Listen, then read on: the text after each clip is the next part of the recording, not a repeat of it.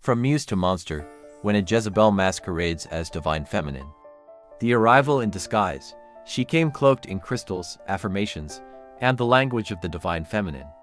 She called herself awakened, claimed to be his twin flame, and mirrored everything he'd ever longed for. To the untrained eye, she looked like a goddess, mystical, sensual, healing. But she wasn't love. She was a spiritual assassin, sent to infiltrate the light, a siren forged in shadow. Her mission, not to build with him but to break him, bind him, and betray him. She was by nature, but her sexuality was weaponized, not for love, but for access. Her body became a tool for dark binding magic, her gaze a glamour spell, and her intentions predatory. The spiritual escort's true agenda, behind the sacred-sounding mantras and seductive rituals, was a soul tethered to darkness. She worked as a spiritual escort not just physically, but energetically. Every encounter was a transaction, every connection, a ritual.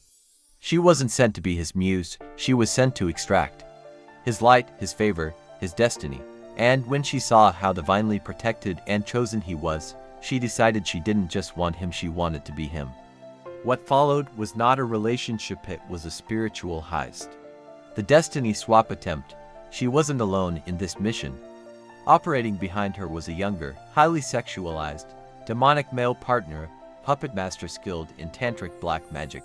He fed off her trauma, manipulated her through dark sex rituals, and channeled her body as a vessel to reach the chosen man.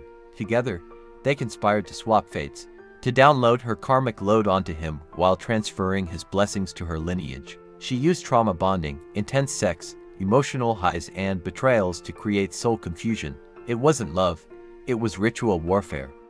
The collapse of the glamour, but truth can't stay buried forever. The divine masculine began to awaken. The signs were too clear to ignore: sudden loss of energy after intimacy, constant chaos and drama around her presence, nightmares, psychic attacks, and a drained aura. Increasingly controlling behavior disguised as healing love. Manipulative guilt whenever he tried to leave. And then came the physical revelations: an incurable STD she passed to herself in karmic consequence, a pregnancy rooted not in divine union, but karmic bondage, and escalating domestic abuse that turned her once sacred home into a battlefield of pain. When the Jezebel archetype falls apart, she played the divine feminine, but she was housing the Jezebel spirit, manipulative, seductive, envious of true feminine grace. Jezebel doesn't want love. She wants dominion. She doesn't uplift men, she emasculates them, drains them, and curses their future. Her end goal: replace the sacred with the synthetic. Destroy what is pure. Mask control as connection. And when that control slips, she implodes. Her spells turn back on her. Her beauty fades, her circle dissolves.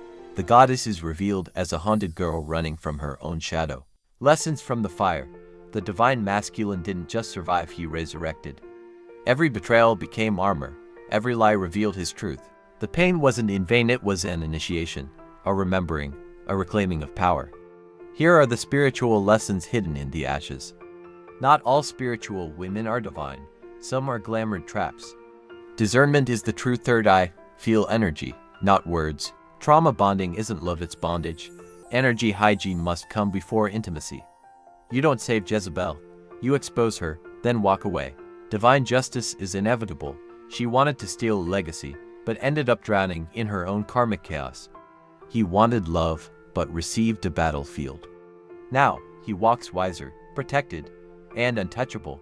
The destiny she tried to hijack returned, restored, upgraded, because no one escapes divine law. And no mask, no matter how pretty, can withstand the light of truth.